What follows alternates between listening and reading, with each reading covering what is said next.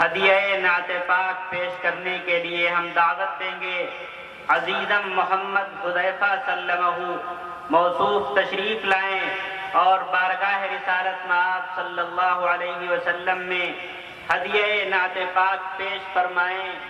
وہ جس کی ذات دنیا کے لیے رحمت ہی رحمت تھی، وہ جس کی ذات دنیا کے لیے رحمت ہی رحمت تھی، یتیموں بے کسوں کے حق میں یکسر خیر و برکت تھی، جو مظلوموں کے آنسو پوچھتا تھا اپنے دامن سے، جسے عادت تھی ہنس کر بولنے کی اپنے دشمن سے، اسی معلم انسانیت کی بارگاہ میں ہدیہ نعت پاک پیش کریں گے عزیزم محمد حذیفہ سلمہ۔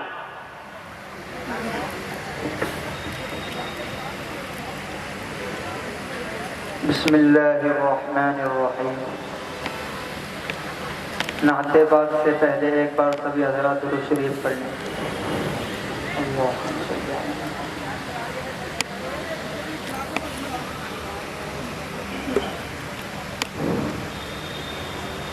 الہی دکھا دے دیار مدینہ، الہی دکھا دے دیار مدینہ، یہ دل ہے بڑا، یہ دل ہے بڑا بے قرار مدینہ، الہی دکھا دے دیار مدینہ، الہی دکھا دے دیار مدینہ۔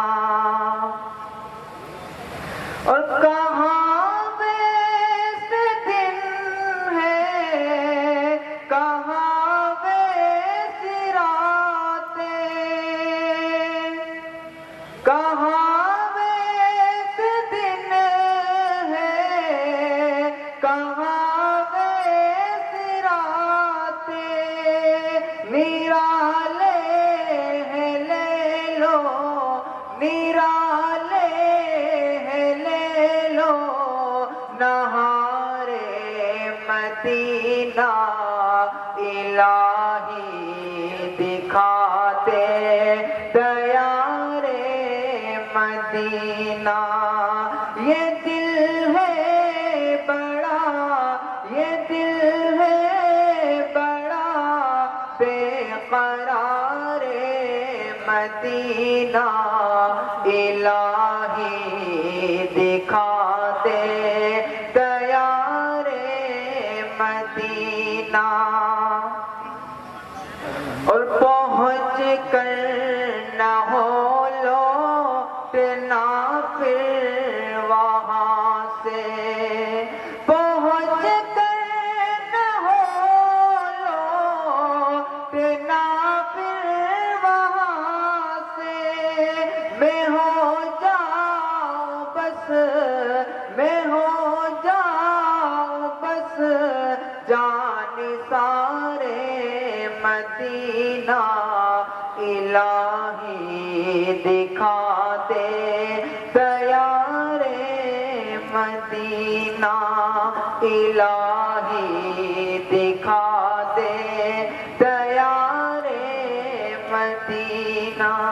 سلام۔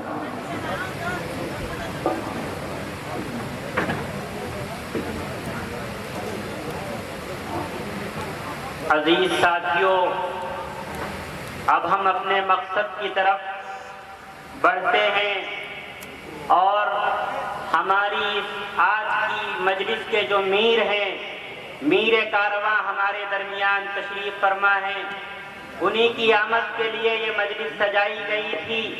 وقت بہت مختصر ہے، ہم بلا کسی تمہید کے اب دعوت پیش کرتے ہیں قائد محترم پاسبان اسلام حضرت اقدس حضرت مولانا سید محمود اسعد مدنی صاحب دامت برکاتہم کی خدمت میں حضرت تشریف لائیں اور اپنے قیمتی خطاب سے ہم سامعین کو مستفیض فرمائیں۔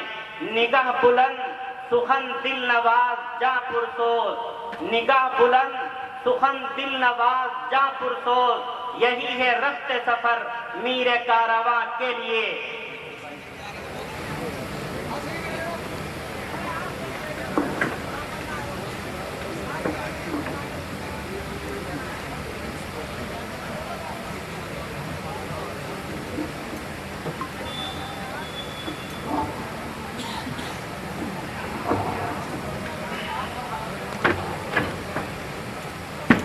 الحمد لله نحمده ونستعينه ونستغفره ونؤمن به ونتوكل عليه ونعوذ بالله من شرور أنفسنا ومن سيئات أعمالنا،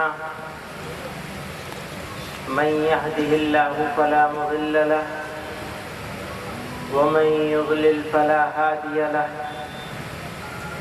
ونشهد أن لا إله إلا الله وحده لا شريك له، ونشهد أن سيدنا ومولانا محمدا عبده ورسوله صلى الله تعالى عليه وعلى آله وصحبه وبارك وسلم۔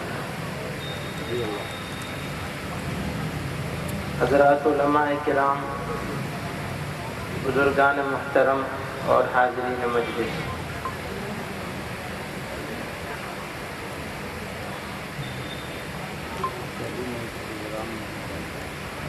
مسلمانوں کے پاس اس بر صغیر میں یہ ایسا خطہ ہے جہاں سب سے زیادہ تعداد بستی ہے، جس کو ہند کہا جاتا ہے۔ اس کو اگر ہم اسٹیٹسٹکس کے حساب سے دیکھیں تو بچے ہمارے پاس تقریباً 8 کروڑ ہیں، بچے بچیاں 8 کروڑ ہیں۔ وہ بچے جو تعلیم پائے جانے کی عمر کے ہیں، تعلیم دیے جانے کی عمر کے بچوں کی تعداد، مسلم بچیوں اور بچوں کی تعداد اس وقت ہمارے ملک میں ہے تو اس سے زیادہ، لیکن اعداد و شمار کے حساب سے، متعین اعداد و شمار کے حساب سے 8 کروڑ پلس ہے۔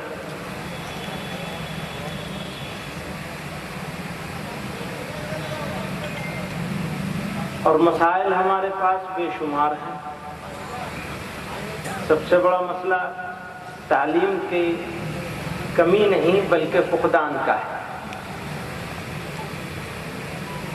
اس لیے کسی علاقے میں، کسی شہر میں، کسی قریے میں اگر تعلیم کے عنوان سے کوئی بھی کوشش کی جاتی ہے تو اس سے زیادہ قابل تعریف، قابل فخر کوئی کوشش نہیں ہو سکتی۔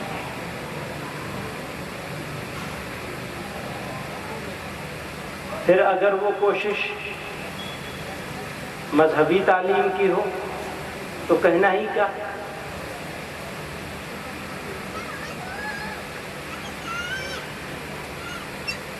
عصری تعلیم اور مذہبی تعلیم کو الگ الگ کر کے دیکھا جانا، یہ ایک ہمارے اس پورے بر صغیر میں، چونکہ ہمارے مدارس الگ کام کرتے ہیں، عصری تعلیم کے ادارے الگ کام کرتے ہیں، تو دیکھا جاتا ہے، وہ ہے حقیقت ہے وہ کہ دونوں الگ الگ ہیں۔ لیکن اگر عصری تعلیم جس مقصد سے آج کل دی جا رہی ہے، اگر مقصد وہی رہے عصری تعلیم کے دیے جانے کا، تو یقیناً وہ دنیا ہے، وہ والی دنیا ہے جس دنیا کی مذمت کی گئی۔ اور اگر عصری تعلیم اس طرح دی جائے کہ تربیت ہو اسلامی، ماحول ہو اسلامی، تو وہ قوم کی بڑی ضرورتوں میں سے ایک ضرورت بن سکتی ہے۔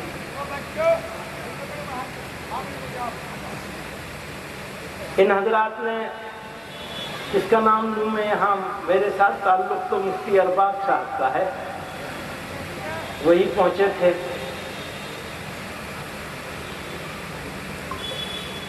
تو میں انہی کا نام لوں گا، حالانکہ اور بھی لوگ ہیں جن کا نام لیا جانا چاہیے۔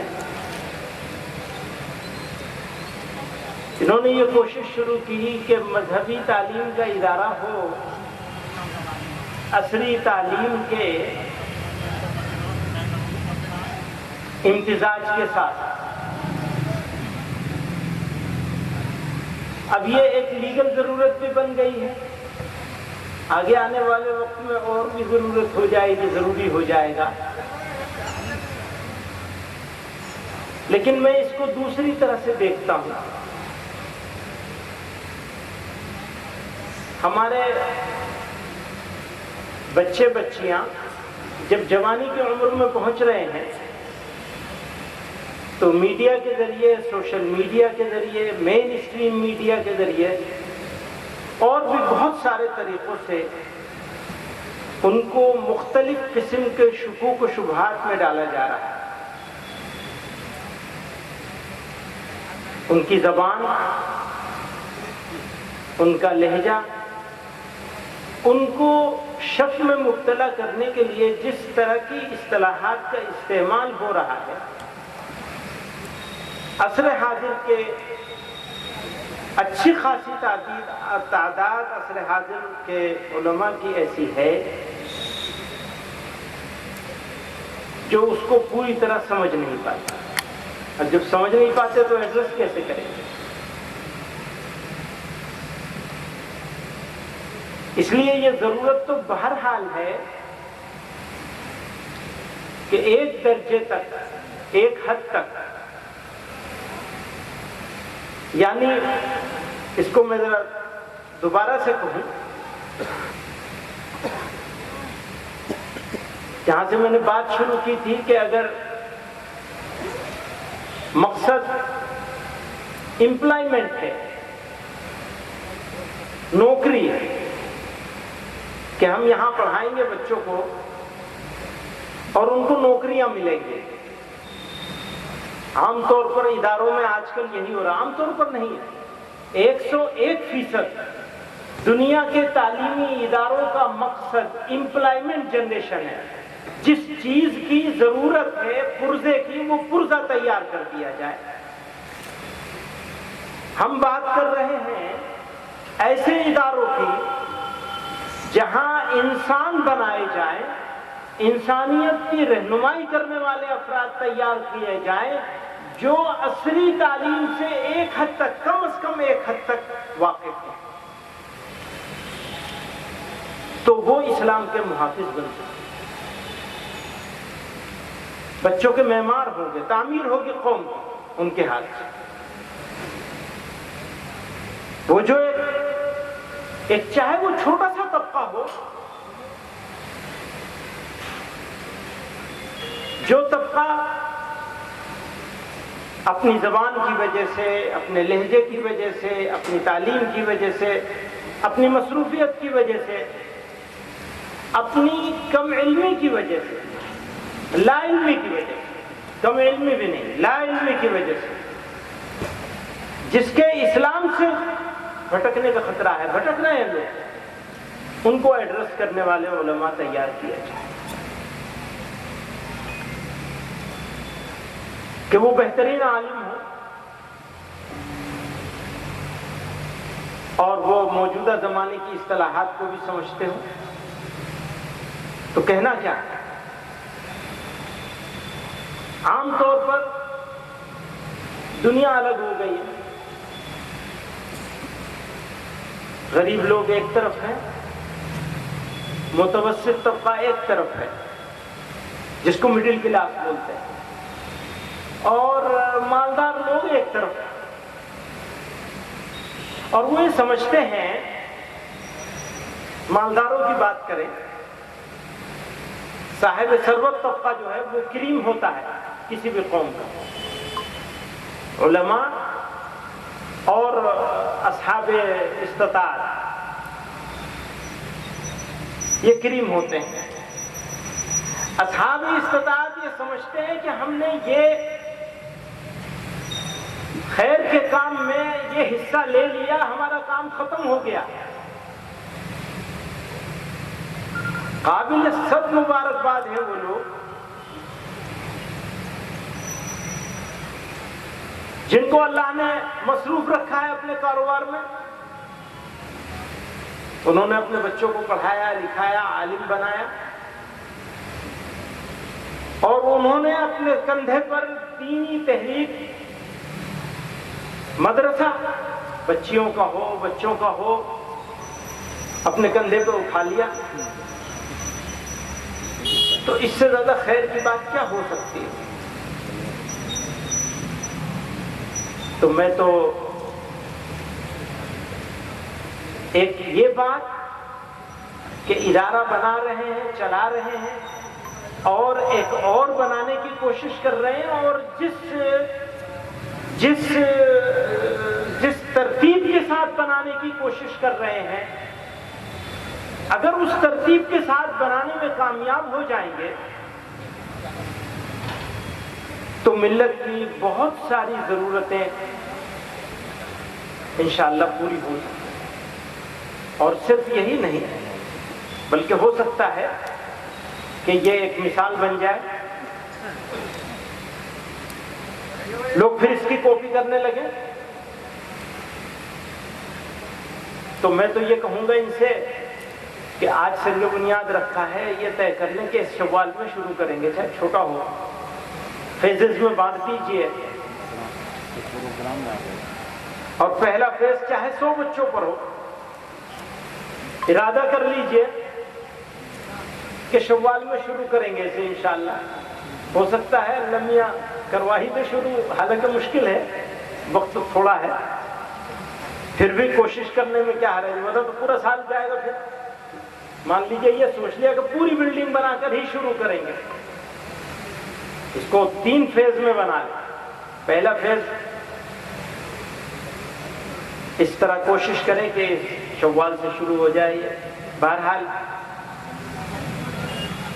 میں مبارکباد دوں گا اور شکریہ ادا کروں گا پوری قوم کی طرف سے، امت کی طرف سے، کہ اللہ تعالیٰ مساعی جمیلہ کو شرف قبولیت عطا فرمائے اور اس ادارے کو کامیابیاں عطا فرمائے، قبولیت سے نوازے۔ ایک آخری بات، ہم لوگ اس ملک میں رہتے ہیں اور حالات تو ملک کے بگڑے ہوئے ہیں، اس میں تو کوئی شبہ ہی نہیں، اور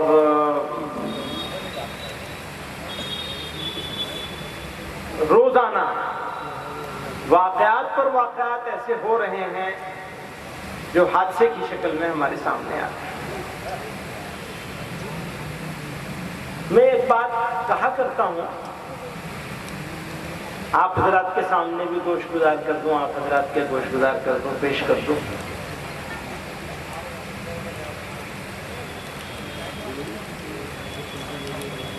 کہ میں غیر مسلموں کو 3 حصوں میں بانٹتا ہوں۔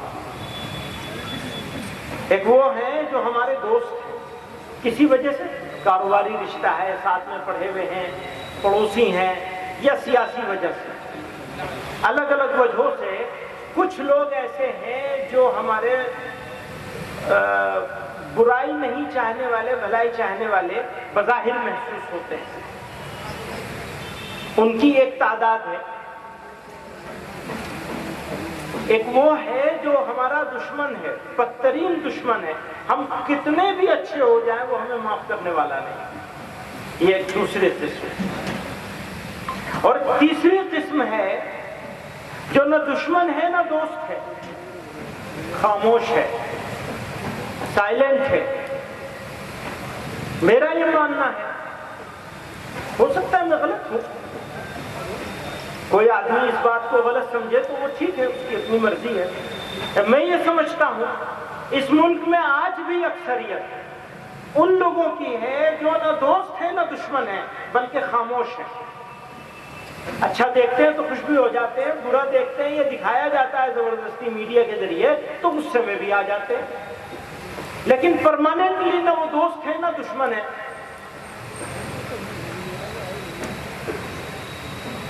میں ایسا سمجھتا ہوں کہ ہمیں ایک لانگ ٹرم اسٹریٹجی کے تحت ان لوگوں کو جو سائلنٹ ہیں، خاموش ہیں، ان کو اپنا پوٹینشیل فرینڈ سمجھنا چاہیے جب تک کہ وہ دشمن نہ ہو جائیں۔ یعنی اس بات کا امکان ہمیشہ تلاشنا چاہیے کہ یہ سائلنٹ میجورٹی جو ہے یہ ہمارے ساتھ، ہم اس کو کسی بھی طرح اپنے ساتھ لے آئیں۔ اگر ساتھ نہیں بھی لا سکیں تو کم سے کم اتنا ضرور کیے جانے کی کوشش میں ہو سکتا ہے کچھ لوگوں تک کہ ان کو دشمن بنانے سے روکنے میں ہم کامیاب ہو جائیں۔ بہت سارے لوگ یہاں ایسے موجود ہیں جن کے پاس اپرچونٹی ہے، جو اگر بگڑے گا کچھ خدا نہ خواستہ تو اپنے لیے راستہ ڈھونڈ لیں گے، لیکن میجورٹی اس ملک میں بسنے والوں کی ایسی ہے جن کے پاس راستہ نہیں ہے ہمارے بیچ میں۔ تو مجھے ایسا لگتا ہے کہ ہماری سب لوگوں کی لانگ ٹرم اسٹریٹجی ہونی چاہیے، اس کے لیے ہمیں جوائنٹلی ایفرٹ کرنا چاہیے۔ ہم کسی قیمت پر اپنے دشمنوں کی تعداد میں اضافہ کرنے کی اپنے دشمنوں کو اجازت نہیں دینے کی، بلکہ جو پوٹینشیل ہے، جن میں دوست ہو جانے کا امکان ہے یا کم سے کم ان کو خاموش رکھنے کا امکان ہے، ہمیں اس کے اوپر ہمیشہ کام کرنا چاہیے، کام کرتے رہنا چاہیے۔ اینٹ کا جواب پتھر سے دیا جانا بہت آسان ہے، لیکن اس کو کلیجے پہ جھیل جانا اور جھیل کر ایک طویل مدتی پالیسی کے تحت اس کا رد عمل کر رہے ہیں اگر ہم ایک طویل مدتی پالیسی کے تحت، تو ہم شاید بہتر طریقے سے ریسپانس کر سکیں گے، ورنہ تو ریئیکشن ہی ریئیکشن ہو رہا ہے، ریسپانس نہیں۔ تو میں یہ ایک بات آپ کو گزار کرنا چاہتا ہوں ایک مرتبہ پھر، اس مدرسے کے بارے میں سوچنے والوں، اس ادارے کے بارے میں سوچنے والوں اور سوچ کر عمل کرنے والوں کو اور اس میں حصہ لینے والوں کو مبارکباد دینا چاہتا ہوں، اور اللہ تعالیٰ ایسے صرف ایک نہیں بلکہ ضرورت سینکڑوں اداروں کی ہے، اللہ تعالیٰ ہمیں اس میں کام کرنے کی توفیق عطا فرمائے۔ وآخر دعوانا الحمدللہ۔